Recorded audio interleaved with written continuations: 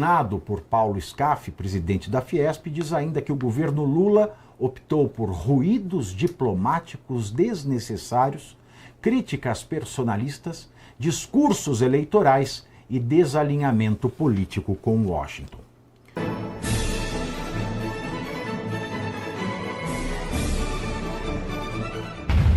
Lembrando, a China compra commodity do Brasil.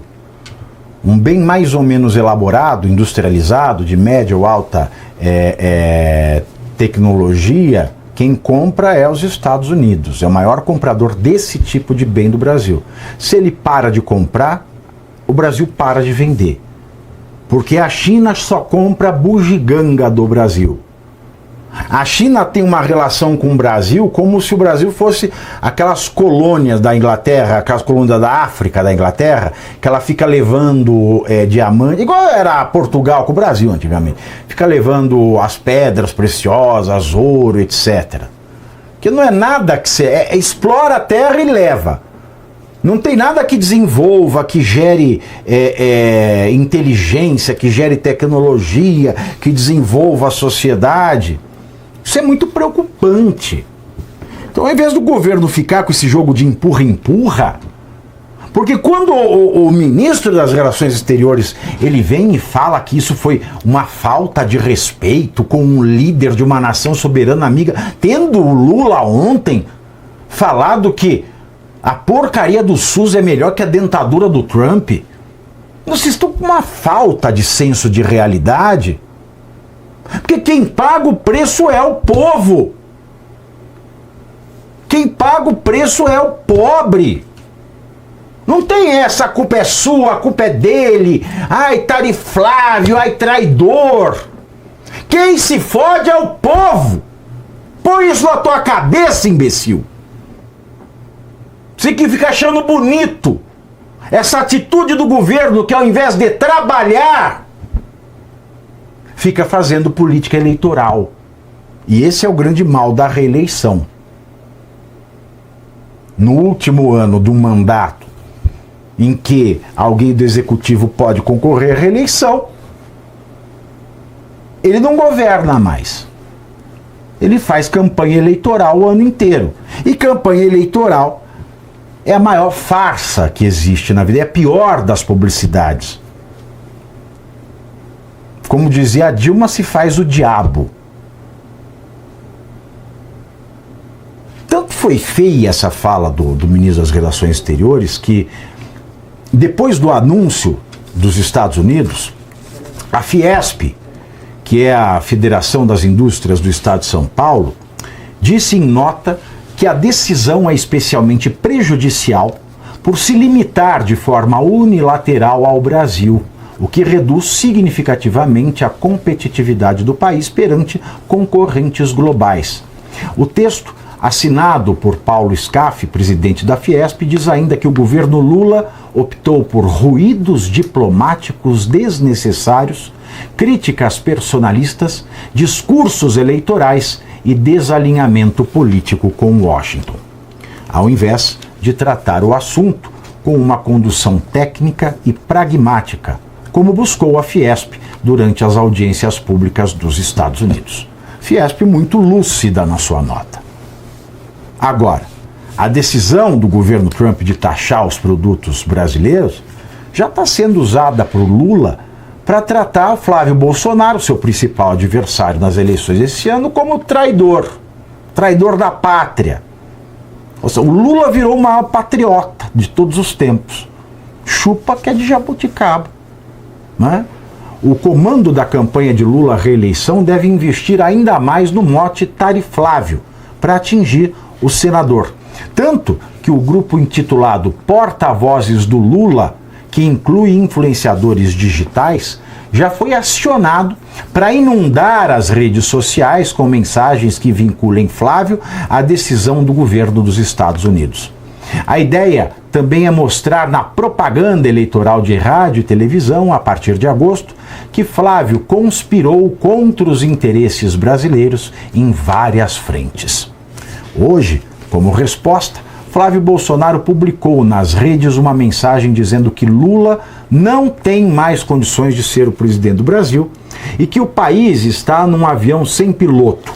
O senador também chamou o petista de Biden brasileiro e escreveu que quem olha para Lula enxerga passado, atraso, incerteza, desconfiança, corrupção, incompetência, vingança.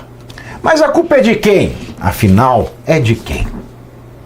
A pesquisa da Quest, divulgada hoje, aponta que a maioria dos brasileiros atribui a responsabilidade do tarifaço a Flávio Bolsonaro.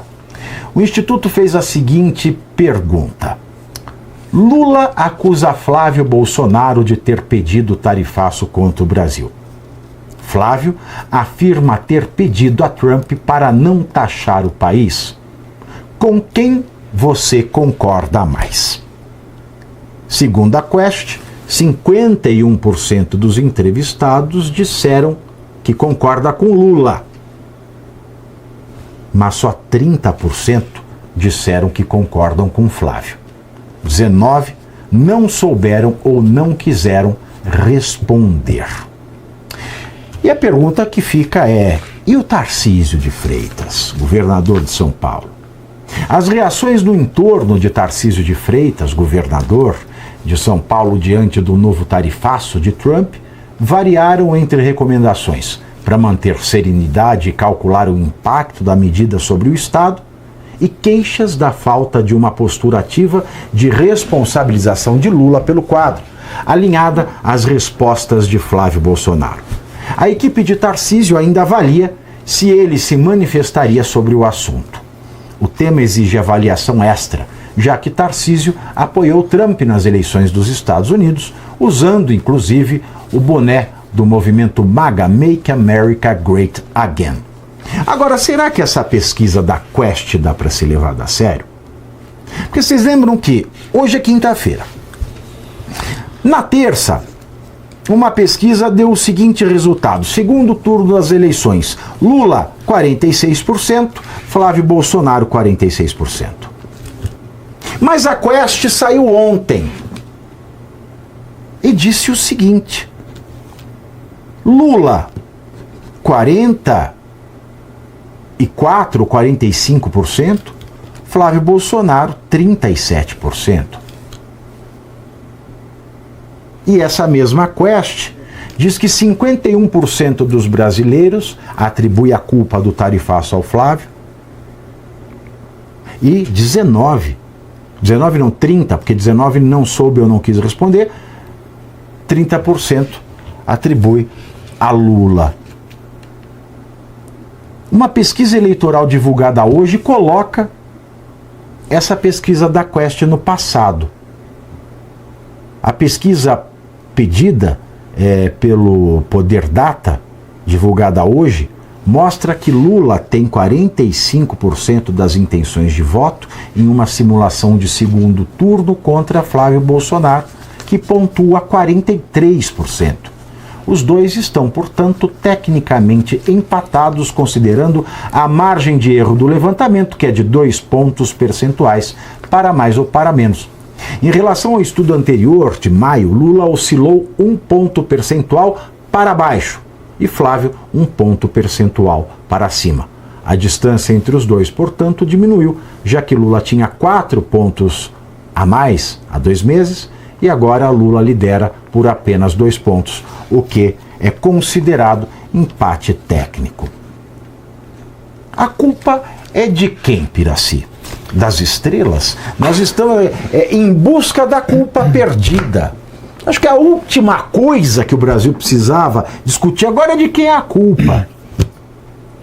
Você me permite uma colocação aqui? Por favor. Que é assim, essa questão é tão politizada, Pavinato, mas está tão tomada por esse discurso político que eles se perderam. Eu vou te trazer um dado aqui, você evidentemente vai saber, vai conhecer, mas acho que é importante a gente debater, que é o seguinte: nós estamos diante de uma reforma tributária que começa daqui a 5 meses e 14 dias. Em 1º de janeiro de 2027, eu chamo de o Réveillon do Apocalipse. No Réveillon do Apocalipse, nós vamos virar o ano depois da contagem regressiva com uma situação tributária bastante inovadora e ruim.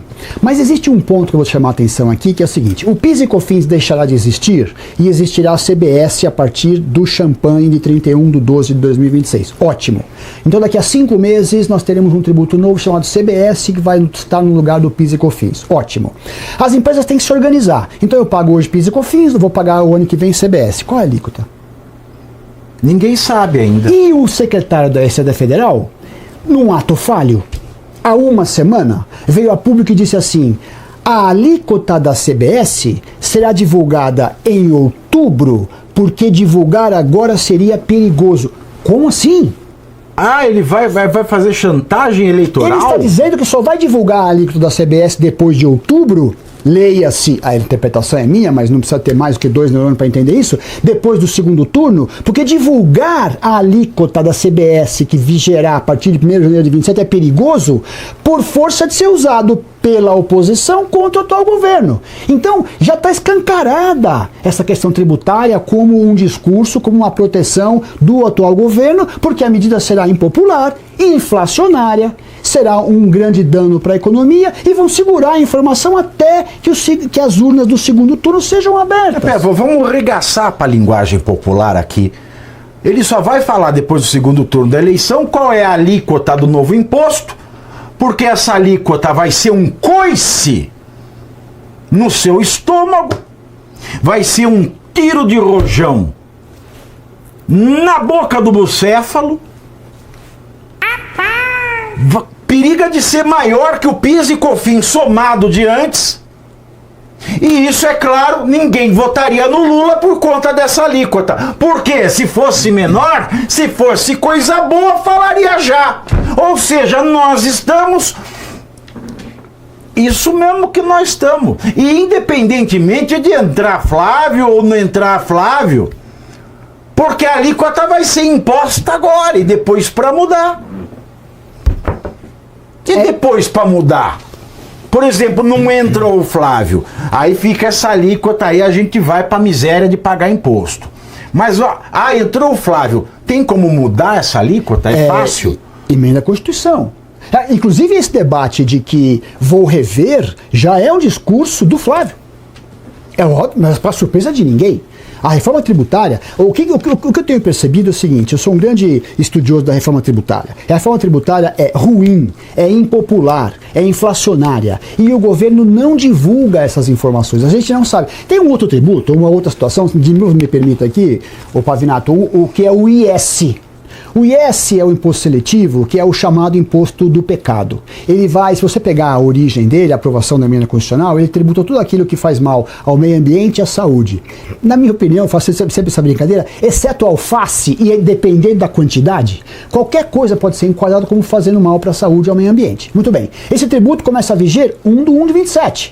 No Réveillon do Apocalipse. Então você vai ter o CBS, que você não sabe a alíquota, e vai ter o IS, que você também não sabe a alíquota. O IS, a alíquota vai de 1 a 250%. Você não leu errado. É de 1 a 250%. O debate do IS vai ficar para quando? Depois de outubro.